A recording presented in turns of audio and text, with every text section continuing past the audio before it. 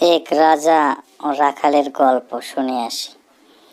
রাজা উজিরকে ডাকলো, উজির সাহেব এদিকে আসেন। জি মহারাজ, আমাকে ডাকছেন? জি ডাকছি। তুমি আমাদের মাঠে গরু চড়াচ্ছে যে রাখাল, ওকে আমার কাছে নিয়ে আসো। ও গান বাজনা করছে, বাঁশির সুর বাজাচ্ছে, খুব ভালো আনন্দে আছে, একটু শুনি ওর মনে কি এত সুখ আনন্দ, আমি একটু শুনবো, নিয়ে আসো ওকে। ঠিক আছে মহারাজ, আমি যাচ্ছি মহারাজ। ঠিক আছে, যা, ওকে বুঝিয়ে শুনিয়ে নিয়ে আসো।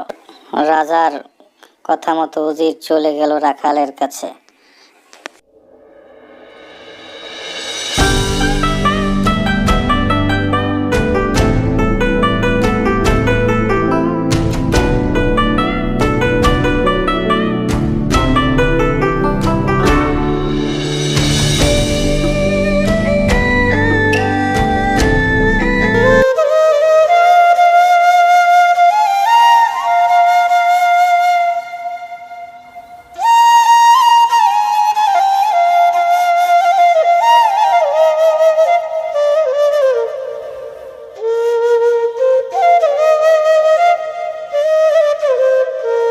ওয়ালাইকুম উজির সাহেব।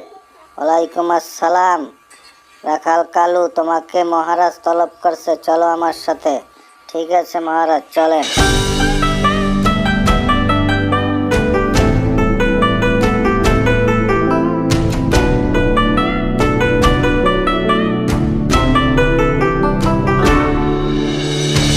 মহারাজ, রাখালকে নিয়ে আসছি মহারাজ। বললো, আসসালামু আলাইকুম মহারাজ, আমাকে তলব করছেন? রাখাল কালু, তোমাকে আমি তলব করছি। তুমি যে কি সুন্দর বাঁশি বাজাও, গান করো, তোমার মনে তো খুব আনন্দ আছে। এখন এই জন্য তোমাকে আমি চিন্তা করছি, 1,00,000 টাকা পুরস্কার দেব। কি বলেন মহারাজ, আপনি আমাকে 1,00,000 টাকা দেবেন?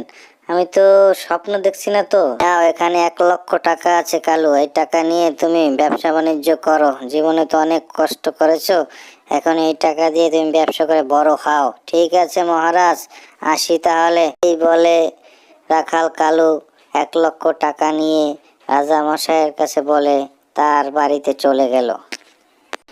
রাখাল কালু বাড়ির পথে যেতে যেতে ভাবলো এই টাকা দিয়ে সে কি করবে।